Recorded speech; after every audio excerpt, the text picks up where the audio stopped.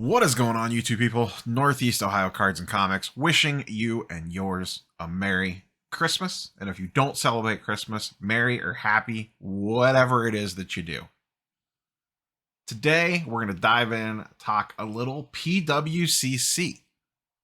It didn't sneak under the radar. Part of this snuck under my radar, and I was like, I don't really necessarily need to do a video about this. This is fine. And then when I woke up this morning, not to steal a line from the Sopranos entry music, I popped on the old YouTube while I was getting ready for work, scrolled through, see a little video from Because I'm Carlos, clicked on it, talking about the Pwcc thing, and there was something that I completely missed. Completely missed it. So I encourage you to go check out his video on this as well. He had some interesting thoughts. So essentially, let me backtrack a little bit here. Pwcc, since getting removed from eBay, whatever you think about that for the whole shill bidding shenanigans, I've done plenty of videos talking about what happened there. Was shill bidding going on? Yes. Were they behind it? Probably not, but no one really knows. Did eBay remove anyone else for shill bidding? No. Is shill bidding still rampant on eBay? Yes. Did eBay probably kick Pwcc off the platform because Pwcc was getting ready to launch their own auction platform? Yes, probably. Who knows? We'll never know the truth. Have anything happened since then? No. So it is what it is. I know a lot of people are still very anti-Pwcc. It is what it is. All we know is what we know. The rest is just guesswork. So that's kind of the quick synopsis on what's going on there. Since being removed from eBay, they have launched their own site. They always had their own site, but they have ramped up activity on their own site with auctions. They always had the premier auctions, and then they moved to monthly auctions on their site since the fall. I believe it was September, October was the first monthly auction. I have purchased things from the Pwcc monthly auctions. I just bought a Star Wars card just recently, coming to an upcoming mail day. Or if you follow me on IG, I posted it on there. And they run fine. The search feature is a little janky. You can't bid from their app yet. There's some good, there's some bad. It's fine. You can get really good deals on some stuff. Other stuff sells for around what it should.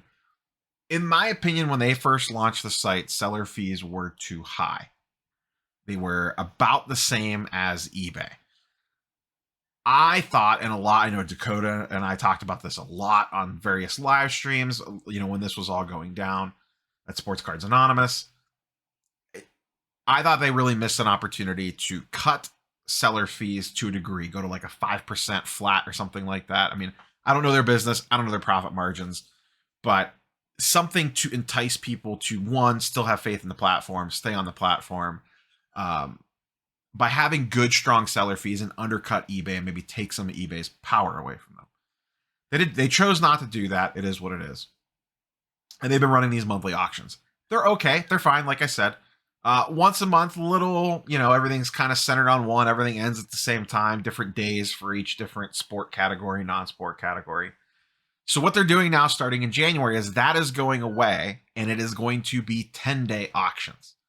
They will start every Thursday and run through the following Sunday. Like clockwork, you could submit whatever cards that you want, so on and so forth. So essentially, we'll be getting 4 auctions ending every month on Sunday, which will be nice. It'll help break up some of this whole glut of cards ending at the same time, and hopefully, allow buyers to focus on more items versus a billion things ending all simultaneously, which was difficult sometimes. When I was looking at stuff, it was very tricky sometimes to narrow down what I wanted to focus on, the whole extended bidding stuff, all that jazz. So cool. That was the big announcement. They're moving to weekly auctions. They run Thursday through Sunday, 10 days. Awesome. Cool. And that's all that I thought was in there. Once again, I just glanced at this. I saw the chat on Twitter and on IG about it. People making posts, all this stuff. And I saw, cool. All right, good, great. And then, like I said, this was the day before. I wake up this morning. It was Thursday morning. I'm recording this Thursday night. And I see Because I'm Carlos's video talking about 20% buyer's premium on his thumbnail. And I'm like, what? where did that come in at? And then I click, and heaven forbid, when you actually read stuff, you get information from it. Who would have thought? Right here at the bottom of the screen, the weekly Sunday auctions carry a 20% buyer's premium added to every sale. So what they've done, before I'll jump the gun a little bit here, there are no more seller's fees. They are gone. You can see the payout structure here. Everything is on the buyer now. So if whatever you buy, add 20% to it, and that's what you're paying for that item. On the flip side, the seller payout is scaled depending on what the item sells for. So you always get 100% of, they call it the hammer, which is the ending auction price. You always get 100% of that. And then you get a percentage of the buyer's premium as a seller fee. So you actually make more than what it actually sells for, in air quotes. So on the back end, you know, I guess I did not sit down here and run the numbers on all this. I have never bought from a site that has a buyer's premium. I never liked the idea of it. I hate paying extra fees to begin with in anything. I guess, you know, it takes it off the seller. I think I would rather see something that's kind of splitting the difference between the two, putting a little bit on the seller, a little bit on the buyer. And as a seller, you know, I don't know, does this work out better for you? On lower end items, I don't think it does. So say you sell $100 item, and let's assume, now once again, this is where this gets tricky. Let's assume the buyers are smart and they are going to cap their bidding at 20% less than current comps because they have to pay an extra 20% on top. Okay. You know, if a card sells for $100 in the real world, I am only going to bid in the 80s on that card, 80 bucks, 80-ish dollars, because of I got to tack 20% on top of that. So that would end up at what, like 84 bucks or something like that. So on a card that would normally sell for, let's just call it 100 bucks on eBay, yeah, you're getting 100% of the hammer price and you're getting 2% seller bonus. So you're still losing out on 18% because of the way that this fee is structured on lower end stuff. On lower end stuff, to me, this really favors Pwcc. Now, I don't know their percentage mix of what gets sold, you know, sub $200 cards, or basically sub $1,000 cards versus over $1,000 cards. Once you get over the $1,000 range, now it starts to make more sense. You're basically even with eBay fees, you know, because you're going to get 106% of what it sold for, but assuming buyers are being smart and discounting items 20%. So at $1,000 to $5,000, you're right where you were with, I believe, I don't have their old fee structure laying around anywhere, but you're close to their old fee structure. You're close to eBay's fee structure.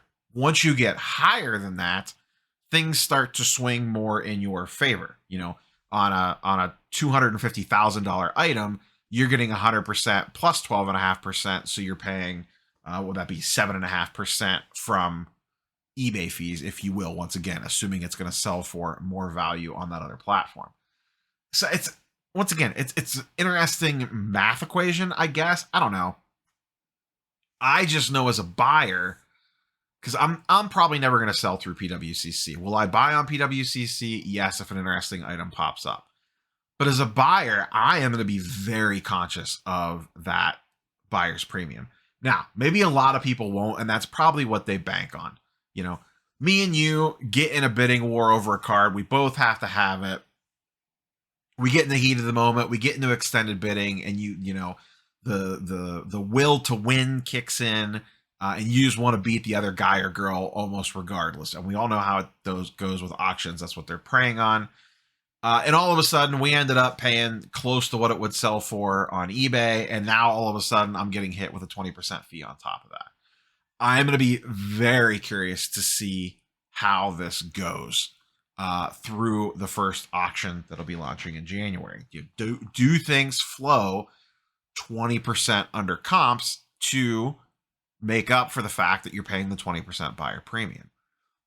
Now, I did see some speculate, like, will this affect comps if things are selling for 20% lower? No, because there's still a buyer's premium getting tacked on top of that of 20%. So, it is what it is. If a card sells for $100 on PWCC at the hammer price, they're still spending, would that be like $120 on that card?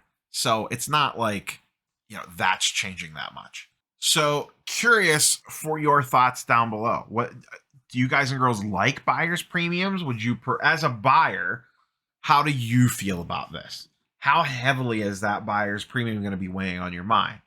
On the flip side, if you are a seller on PWCC, what are your thoughts on this new fee structure? Like I said, I have never sold on PWCC. So I'm not, and I've never sold with a site that uses a buyer's premium like this. Do you like it? Do you not like it? Curious for your thoughts. As a buyer, I just know going in, for me anyways, at least early on, that is going to be weighing heavily on my mind. 20% seems like a lot. I don't know what the industry standard is. I thought I read some stuff online today that it was between 10 and 30%. We'll see. I'm excited about the weekly auctions. That part I really like. I don't know how I feel about this. If they were going to go this way, I think I would have preferred that they split the difference a little bit.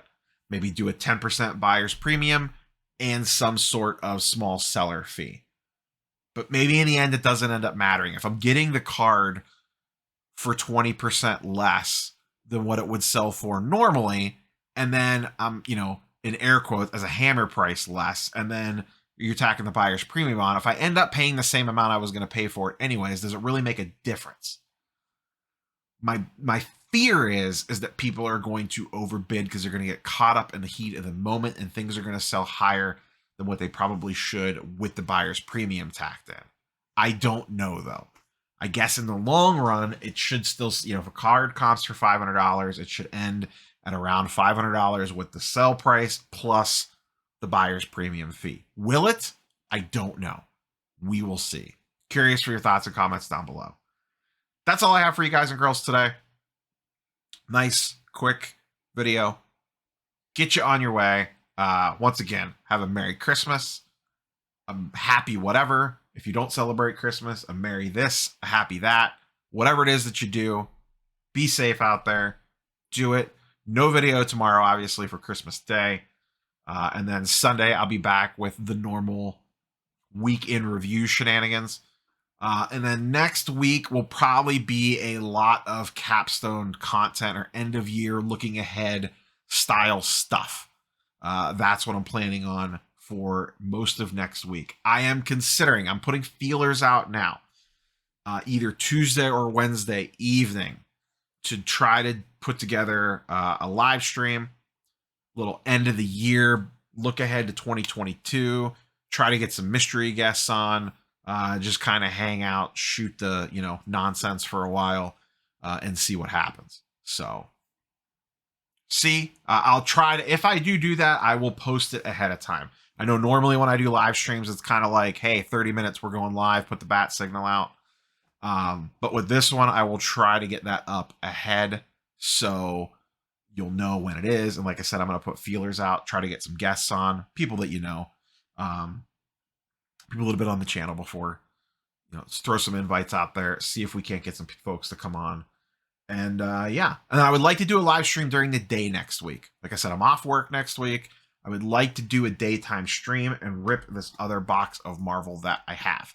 So there will probably be one morning next week where I just live stream instead of a pre-recorded video. Just pop on in the morning, daytime live stream, watch while you're at work, hang out, rip some Marvel wax, see what happens. That's all I got for you guys and girls. Go open some presents, eat some cookies. Peace.